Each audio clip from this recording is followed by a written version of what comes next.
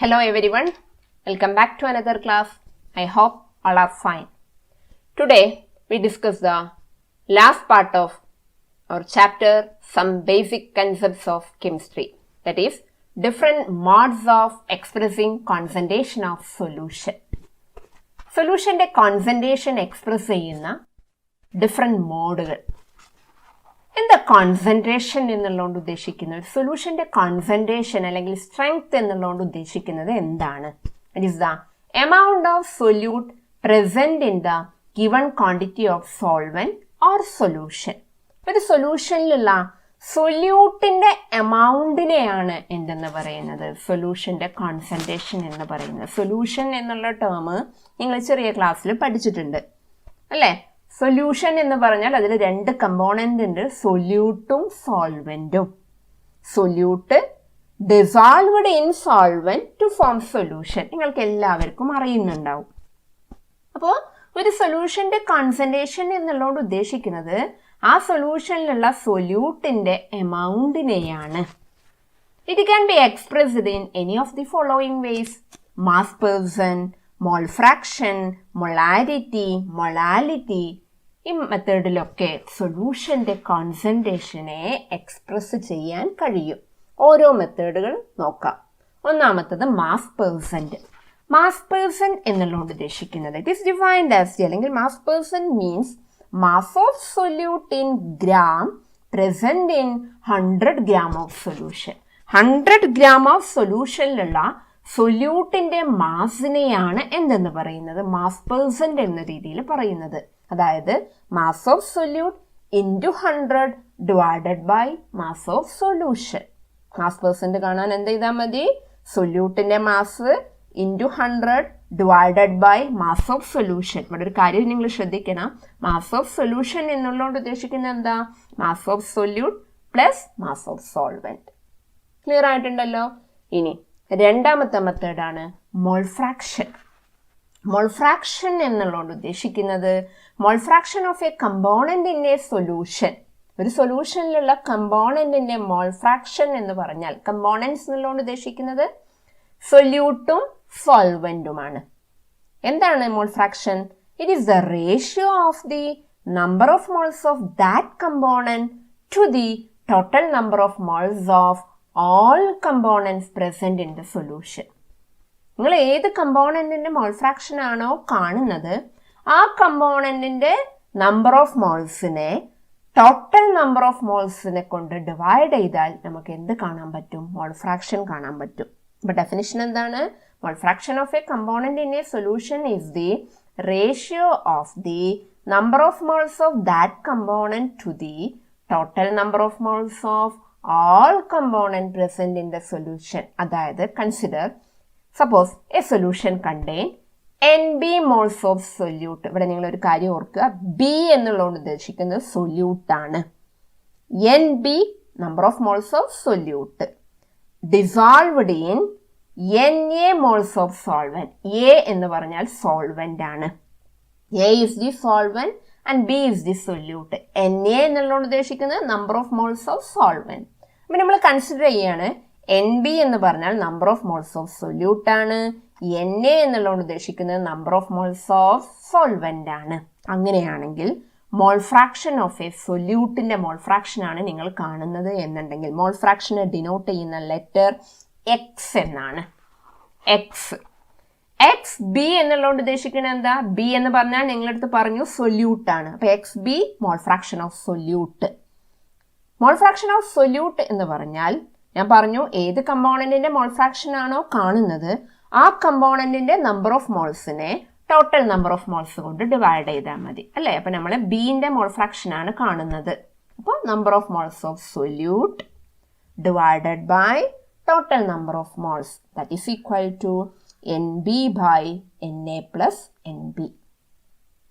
ഇനി മോൾ fraction of solvent ആണ് എന്നുണ്ടെങ്കിലോ XA. Okay, XA equal to number of moles of solvent divided by total number of moles. It is equal to Na by Na plus NB.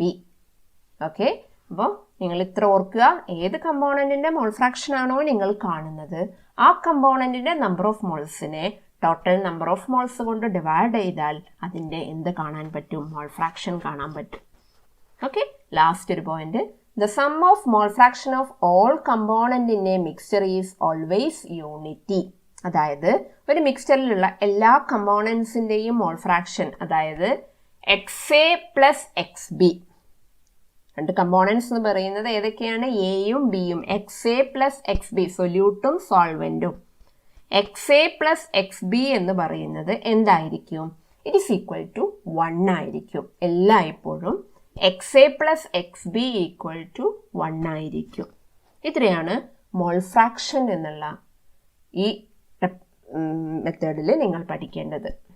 Okay, അപ്പോൾ mole fraction എന്ന് പറഞ്ഞാൽ എന്താണ്? ഒരു കമ്പോണന്റിന്റെ mole fraction എന്ന് പറഞ്ഞാൽ is the ratio of the number of moles of that component to the total number of moles of all component present in the solution. Clear ആണല്ലോ? Next molarity.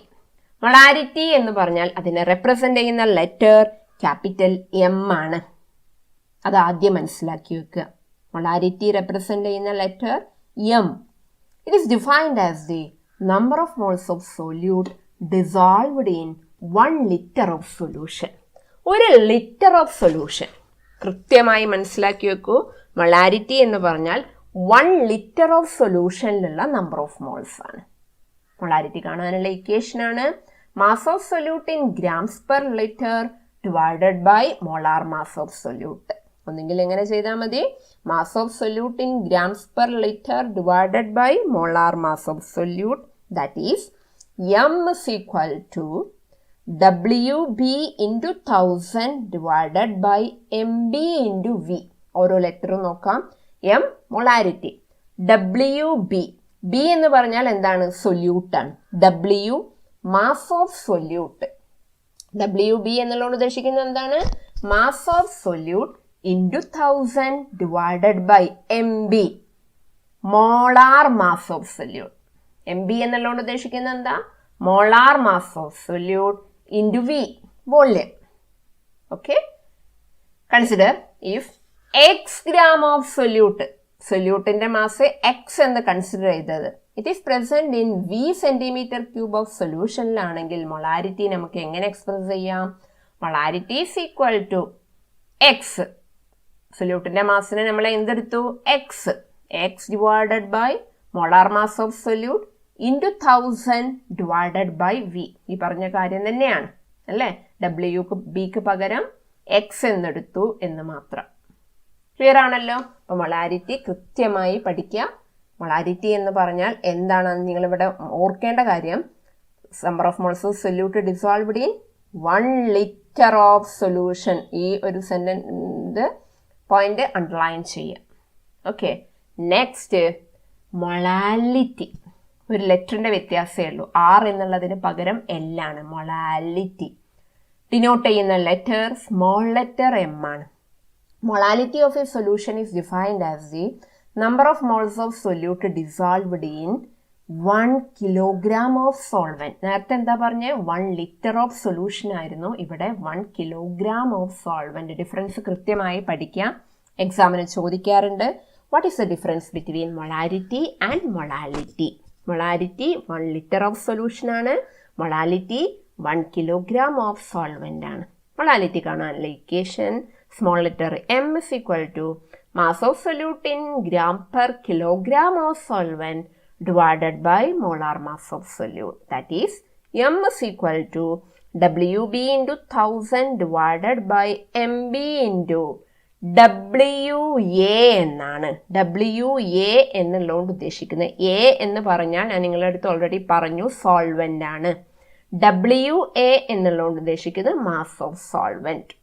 Clear ആണല്ലോ?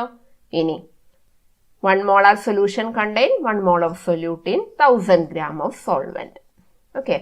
ഇനി if X gram of solute dissolved in Y gram of solvent, സൊല്യൂട്ടിന്റെ mass എക്സും സോൾവെന്റിന്റെ mass വൈയും ആണ് consider ചെയ്തത് എന്നുണ്ടെങ്കിൽ നമ്മൾ ഇക്വേഷൻ എങ്ങനെ എഴുതാം? M is equal to X divided by molar mass of solute into 1000 divided by YA. Okay, അപ്പോൾ മൊളാലിറ്റി എന്ന് പറഞ്ഞാൽ നിങ്ങൾ ഈ ഒരു ടേം ഓർത്തു വെക്കണം. എന്ത്? സോൾവെൻറ്റിൻ്റെ കാര്യം. Dissolved in 1 kilogram of solvent എന്നുള്ള ഈ ഒരു ടേം ഓർക്കണം. ഓക്കെ, ഇത്രയാണ് different modes of expressing concentration of solution. Mass percent പറഞ്ഞു, മോൾ ഫ്രാക്ഷൻ പറഞ്ഞു, മൊളാരിറ്റി ആൻഡ് മൊളാലിറ്റി. ഓക്കെ, ഇനി നമുക്ക് 2 പ്രോബ്ലംസും കൂടി നോക്കാം. Find the molarity of A solution of sulphuric acid having 4.9 gram of it dissolved in 500 cm³ of solution. മൊളാരിറ്റിയാണ് ചോദിച്ചത്. എന്താ molarity കാണാനുള്ള equation? Molarity is equal to WB × 1000 divided by MB × V എന്നാണ്. Okay, ആദ്യം നിങ്ങൾ കണ്ടുപിടിക്കേണ്ടത് സൾഫ്യൂരിക് ആസിഡിൻ്റെ molar mass ആണ്. മോളാർ മാസ് കാണുന്ന വിധമൊക്കെ നമ്മൾ ഓൾറെഡി പറഞ്ഞതാണ്. സൾഫ്യൂരിക് ആസിഡിൻ്റെ മോളാർ മാസ് 98. ഇനി സബ്സ്റ്റിറ്റ്യൂട്ട് ചെയ്യുക. WB എന്താ? WB mass of solute. സൊല്യൂട്ടിൻ്റെ മാസ് തന്നിട്ടുണ്ട്. എത്രയാണെന്ന് തന്നിട്ടുണ്ട്? 4.9 gram ആണെന്ന് തന്നിട്ടുണ്ട്. സൊല്യൂട്ടിൻ്റെ മാസാണെന്ന് പറഞ്ഞ് ക്വസ്റ്റ്യനിൽ തന്നിട്ടില്ല. പിന്നെ എങ്ങനെയാണ് തന്നിട്ടുള്ളത്?